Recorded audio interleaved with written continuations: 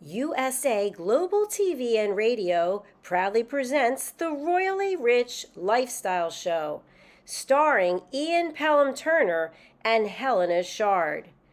Brought to you in part by the British School of Excellence.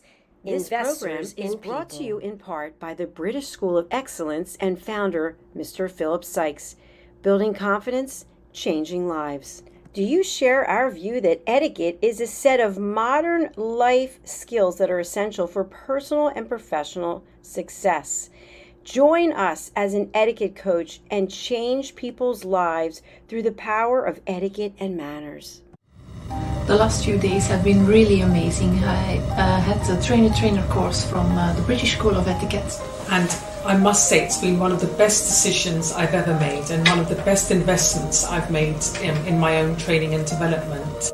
Now, words alone will not describe the transformation and the positive path that I have traveled with the British School of Etiquette.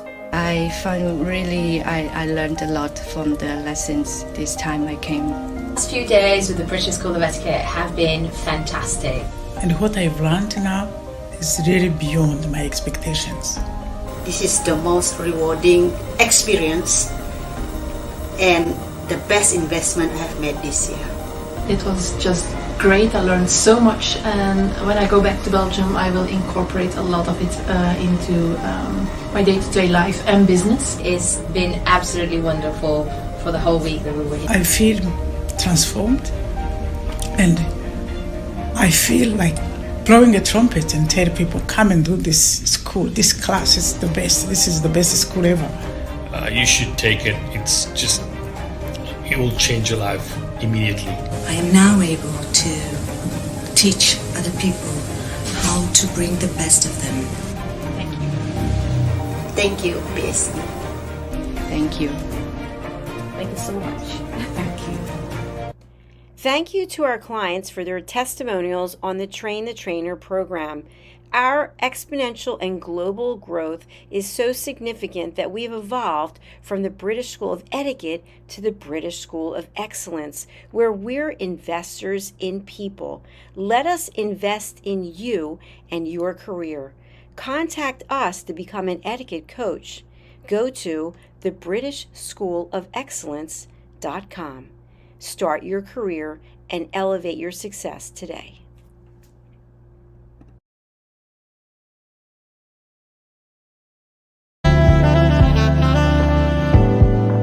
Welcome to USA Global TV and Radio, where our mission is to provide education, entertainment, hope, and inspiration.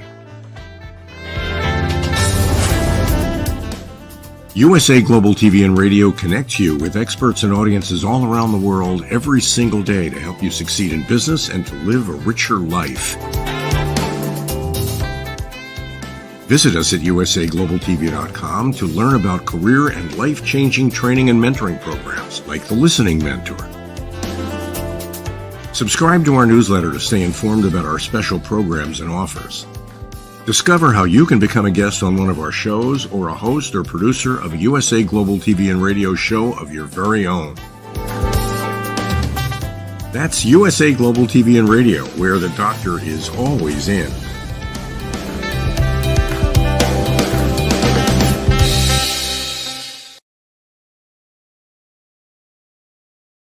Hello and welcome to another edition of Royally Rich Lifestyle with me, Ian Pelham Turner. And me, Helena CHARD. We've got a great show for you today. We have such a good show for you today and a new launch of a new project as well. So let's roll the titles and let's get on with the show.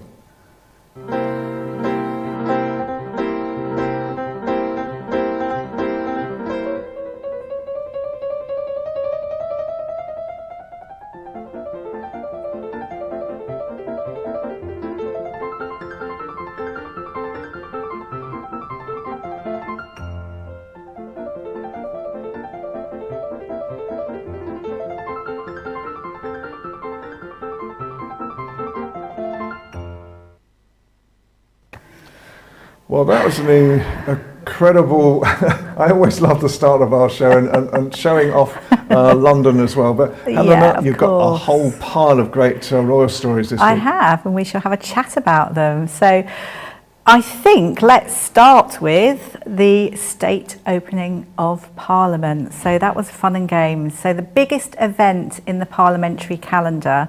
Everyone was incredibly busy. It's spellbinding. It's a mix of symbolism and spectacle. And of course, the new government, we heard lots of new things that they're hoping to achieve, which sort of knits in quite well with our launch GB, which is good. So it was truly majestic. And the fun thing about it as well is seeing King Charles and Queen Camilla with all their regalia on and seeing King Charles read the King's speech, which he obviously hasn't written, but he has to sort of talk in this sort of almost monotone way. I don't know what he thought of the speech, but anyway, he did a very, very good job. But it's the fun little things that the quirks that we hear, because this has been going on since the 1600s. I think the thing I noticed is he doesn't wear glasses when he's reading it, and I thought Charles wore glasses these days, but obviously he doesn't. Invested in contact lenses. It might be contact lenses. There are such things. But it's just, but he reads it very, very well, I have to sort of say. He's so good. He is really, really good. But it was great seeing him in the, well, we didn't see him necessarily in the robing room, but we saw him in state crown and all his ceremonial outfit, as we did with Queen Camilla. And sort of leading the royal procession, House of Lords, through to the, where he was seated on the throne. And there's all the funny bits, the bizarre rulings that we see. So there was an MP that was held hostage, which was funny. And I think we're just about to show, aren't we, Samantha Dixon? Yes, Samantha Dixon. I mean, she was chosen this year. I mean, she had a great time, it seems. So it's a bizarre tradition, dates back to the 1600s, and I think it's more between when Parliament and the royal family years and years ago were a little bit more fragile, a bit more strained.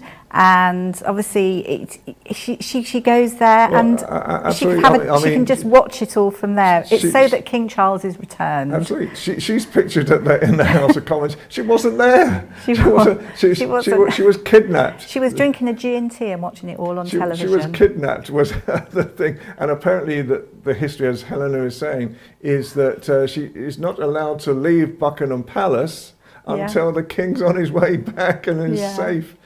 But there's lots more traditions. I mean, if we had more time, we could do a whole show on it. But they are so funny. But this is what people love. This is the pomp and ceremony and all the funny traditions that we've had over the years, and the whole world loves them. Absolutely. So it's really great. And going back, it's been a really fun, sporty time. We've seen so much. We've had the football, we've had tennis, but I think we're going to start with a right royal, embrace, I think, for Princess Catherine. We saw her at Wimbledon Centre Court at the Royal Box, and it was just so beautiful. She turned up, it was girl power. Her sister Pippa was with her, her daughter Charlotte. And as she walked through, everybody stood up and just cheered, and it was just like a whole embrace, wasn't it? It was just a really lovely time. It was a great standing ovation, and she was seen sort of mouthing "how sweet," so she felt incredibly blessed and delighted. So that was really great. Charlotte met tennis players. I think the ladies' single champion gave her her winning tennis rackets. Djokovic and Alcaraz was a great match, and obviously Princess Catherine gave Alcaraz the cup because he was the winner. So Spain was very, very busy winning that day. So all was good. Catherine looked beautiful and elegant, wearing that beautiful purple dress from Safia with nude pumps, and Princess Charlotte's dress, the polka dot dress, completely sold out. So it's the Princess Charlotte effect now. A huge, great big impact to our economy in children's sort of clothing. But I'm sure the world is actually missing the Princess Kate effect as well, because we obviously know that her clothes and her style, etc., brings in lots of money. So I think the fashion industry are missing her at the moment. But great, that's her second major thing that she's attended, and she'll be at lots more, I'm sure. Meantime, Prince William and his mini-me Prince George were at we're watching the England team perform against Spain, and they were screaming and hugging each other, and it was a real sort of father-son sort of closeness, which was lovely. And although we're showing the end result when they were both in total dismay when we lost. Yeah, they're mimicking each other, which is one of those things. It went well for Spain, but it was great as well that the Spanish king and youngest daughter was there, because it's that soft diplomacy that we always really like. But it was a bit callingly awful. Meanwhile, royal fans demanded justice for Prince Louis because he hasn't been anywhere. But I think, it's just that he's a bit young, that's all. I'm sure he goes lots of things. And also the King and Queen, their official Channel Islands trip. Now that was fun. Here we're showing the picture. That's a great picture that's Louis watching the football with Charlotte. Charlotte 9, Louis 6. It's a lovely shot. That's a shot that Princess Catherine captured, which I think is very sweet. But look at that small TV they're watching it on. I do approve. Absolutely. Isn't that great? Yeah. So moving on to the King and Queen's official Channel Island thing. Obviously, Channel Islands, crown dependencies, relationship going back to the 1100s. They were so excited to have them there. They haven't been there since 2012. And they were shown so many different things, that they've got agriculture and livestock, and I know that King Charles was given some cows that were quite amorous, and lots of things happening. But one of the major things was a security scare. Now, everyone was sort of enjoying ice cream and various things, and then they were sort of gathered up and rushed off to a local hotel. So we feel it was a drone. Someone mentioned about somebody being on a roof, and obviously this is a bit of a scare, I think, which has happened since the recent shooting. Yeah, with President Trump. With President Trump. So what do you think? That's something quite fun. But I mean, it was good to see them. It was good to see them. But obviously, moving on, King Charles, who, as we're looking at him now, he's Prince Charles there, but there he was once shot on stage, just like President Trump was. Yeah. Very different situation. It was not, obviously it wasn't a Pennsylvania rally, it was in Australia, and it was an annual Australia Day, and it was 1994, and David Kang, 23, fired blanks. I think the Australian government was completely embarrassed. I think Prince Charles was incredibly unfazed by it, but it just goes to show what can happen. I mean, that was blanks, and you remember it, don't you, Ian? I remember it well, because obviously I was covering things like that at that time, and I remember his security officer, who you can see pushes Charles out the way. Charles was stunned. He was stunned into not moving at all, and basically, as this guy was walking towards them still trying to fire his gun, then the security officer pushed him out of the way, and then they all collapsed on top of him. So I remember this extremely well at the time. It's in fact, it reminded me, because obviously I've been watching President Trump this week, and the potential assassination attempt as well, and talking a lot about it. Gosh. But I think let's just say happy birthday to Queen Camilla, 77. It was business as usual for her. She was actually working on her birthday. And she obviously supports King Charles greatly. Yes. So, wishing her all the best. Yes.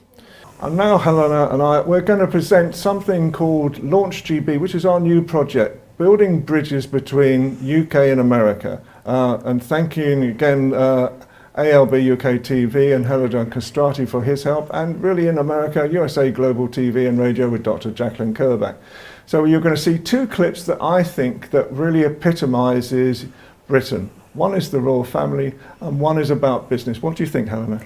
Oh, I think it's great. We've got the King's speech, which is really important, and it's highlighting opportunities for all. So, and also the other bit being business, which is really great. It's incredibly empowering, and that's what our section is all about. Okay, let's show you what we're talking about.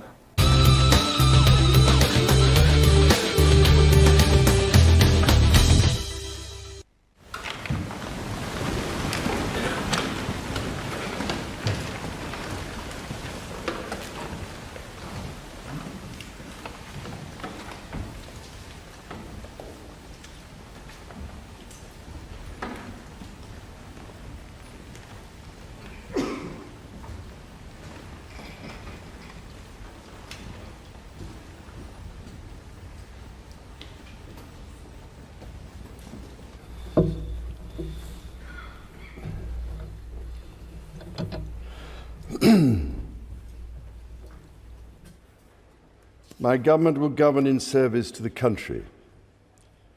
My government's legislative programme will be mission-led and based upon the principles of security, fairness and opportunity for all. Stability will be the cornerstone of my government's economic policy, and every decision will be consistent with its fiscal rules. It will legislate to ensure that all significant tax and spending changes are subject to an independent assessment by the Office for Budget Responsibility. Bills will be brought forward to strengthen audit and corporate governance alongside pension investment. Securing economic growth will be a fundamental mission. My government will seek a new partnership with both business and working people and help the country move on from the recent cost of living challenges by prioritising wealth creation for all communities. A bill will be introduced to set up Great British Energy, a publicly owned clean power company headquartered in Scotland, which will help accelerate investment in renewable energy such as offshore wind. My government recognises the need to improve water quality, and a bill will be introduced to strengthen the powers of the water regulator. My government will ensure a strong defence based on the North Atlantic Treaty Organisation's common values of individual liberty, democracy, human rights and the rule of law. Its commitment to NATO will remain unshakable. It will maintain a strong armed forces, including the nuclear deterrent. My government will continue to give its full support to Ukraine and its people, and it will endeavour to play a leading role in providing Ukraine with a clear path to NATO membership. My government will play its part in trying to secure long-term peace and security in the Middle East. It is committed to a two-state solution with a safe and secure Israel alongside a viable and sovereign Palestinian state.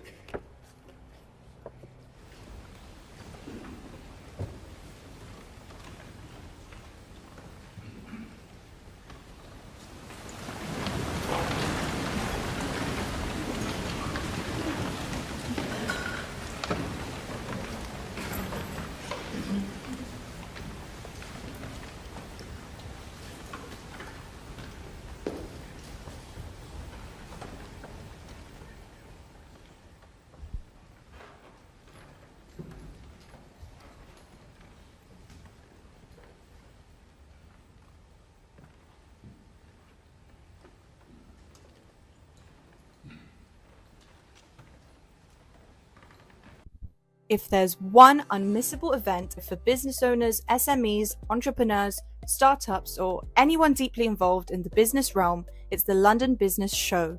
This event, spanning over 25 years, has been a cornerstone, drawing thousands of startups, renowned brand exhibitors, and fostering open face-to-face communication and networking opportunities.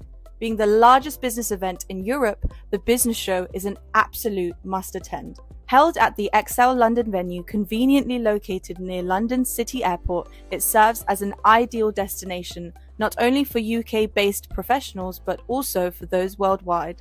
The best part? Admission is free. Attendees can anticipate a wealth of opportunities, connections, freebies, keynote speakers, masterclasses conducted by leading brand names, and a variety of interactive games or quizzes. The Business Show unfolds over 2 action-packed days, but even a single day visit promises a wealth of information and enjoyment. Join us in this video as we cover the highlights of this incredible event. Doors to the venue open early, but the talks and masterclasses kick off at 11 AM. Arriving around this time, we face the delightful dilemma of choosing where to start amidst the busy venue, bustling with countless visitors and exhibitors.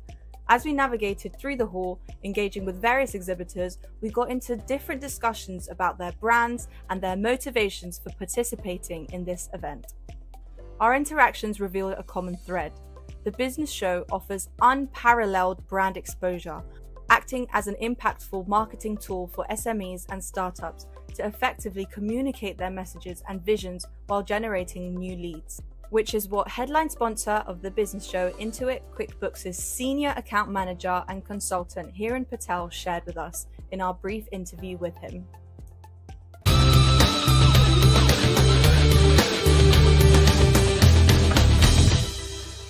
And now we will have our wonderful friend Philip Sykes from the British School of Excellence. But first of all, we're going to play a video that he's just recently produced. Today we celebrate a great human being's birth date, Nelson Mandela. President Mandela's message around Ubuntu is not just a historical relic, but a timeless call to action.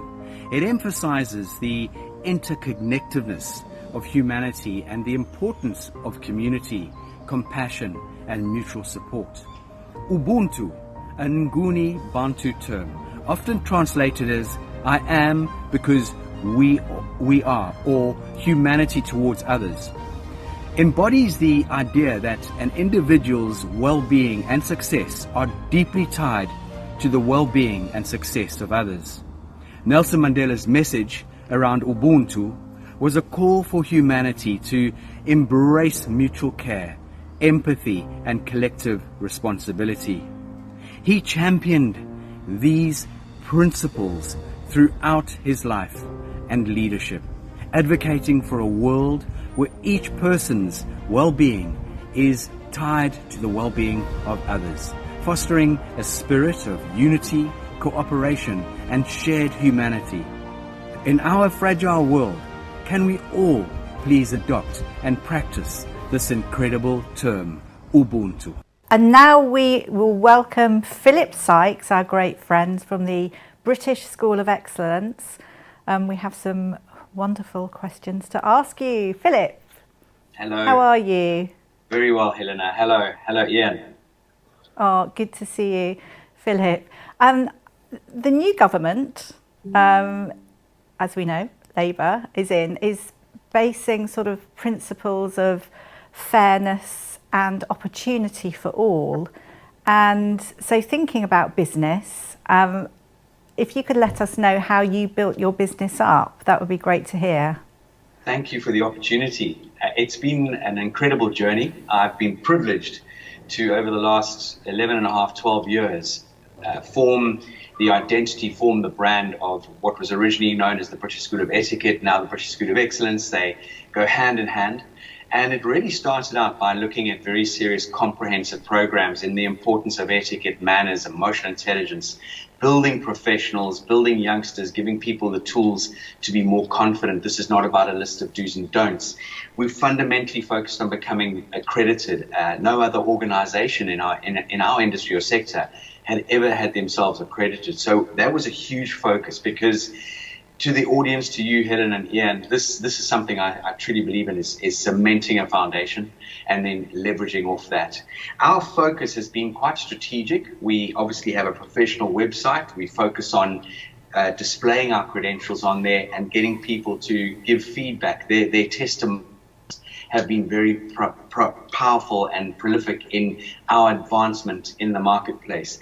We do a huge amount, as we do along with you both, on social media, on the TV scenarios, TV scenes. We get the opportunity to engage with the BBC, as well as the Wall Street Journal and many other organizations that we have had the privilege to connect with over the years. We also focus on content marketing, so we get people to write up a huge amount over various scenarios. Recently, we actually released an amazing article that Nelson Mandela shared, sharing his story about Ubuntu and his journey into how he inspired me as the founder of the British School of Excellence here in the UK. And again, media coverage, public relations, we focus heavily on building our alumni network and referrals.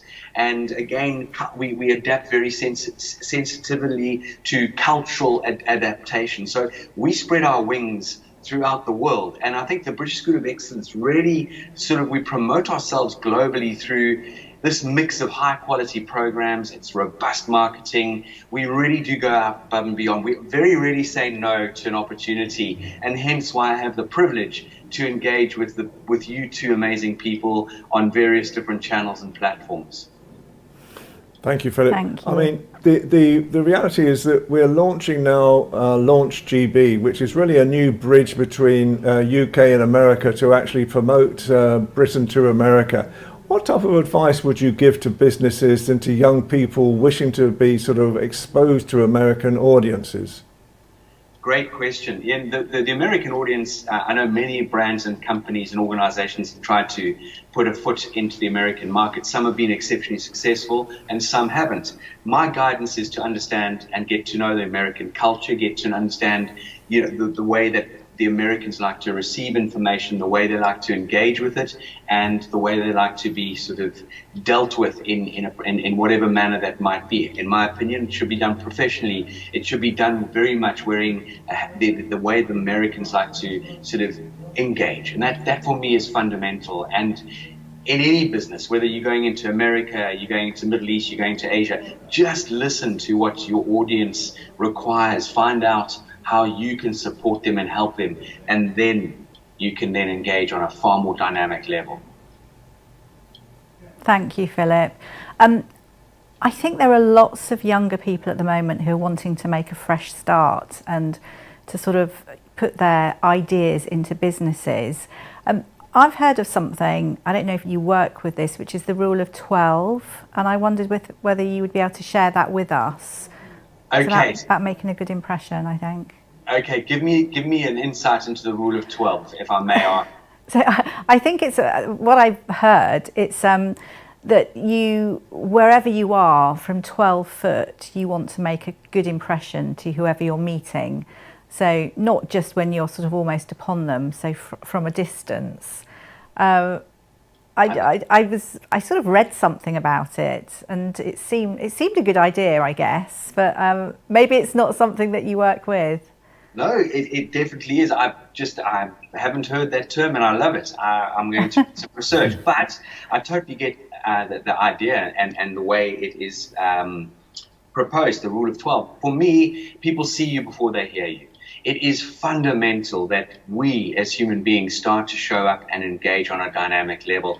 And actually just yesterday, there were some statistics that were sent to me, which I have here, which is actually rather sort of disturbing in the sense that the statistics came from some American research. And what is quite interesting is on this particular scenario, it was focusing on that during job interviews, employers say that recent college graduates have struggled with eye contact, 53%, asked for unreasonable compensation, 50%, dressed inappropriately, 47%, used inappropriate language, 27%, and refused to turn on the camera during a virtual interview, 21%, and 19% brought a parent to an interview. Now, that just gives me an understanding in statistics that never underestimate how important it is for you to show up with putting your best foot forward. Do your research,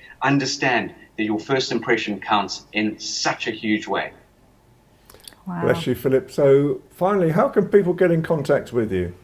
Please look at our website, which is the 3Ws.thebritishschoolofexcellence.com. Reach out to us at hello@thebritishschoolofexcellence.com. We have a WhatsApp number. We have a chat bot on our website. We love engaging in conversation. You can book a call with us as well through our calendar, which is on our website. So please reach out to us. We love engaging. Philip, thank you so much again for your always inspirational advice. Thank you so much. Very empowering. Thank you. A great weekend. Same to you. Well, that was a very interesting program again, wasn't it? It is. It's quite empowering. We're launching Launch GB as well, which is our new way of actually helping Britain to actually be seen across the world, and especially in America. So I hope we've created another great show. So from me, Ian Pelham Turner. And me, Helena CHARD. I would just like, again, as always, to thank Helidon Castrati from ALB UK TV for allowing us his time and his platform to be able to work together. USA Global TV and Radio with Dr. Jacqueline Kerbeck as well, and really with our new project, which is Launch GB. It's an aim at building bridges between Britain and the rest of the world for heritage, culture and businesses. So for me, have a good week. See you next week. Bye for now.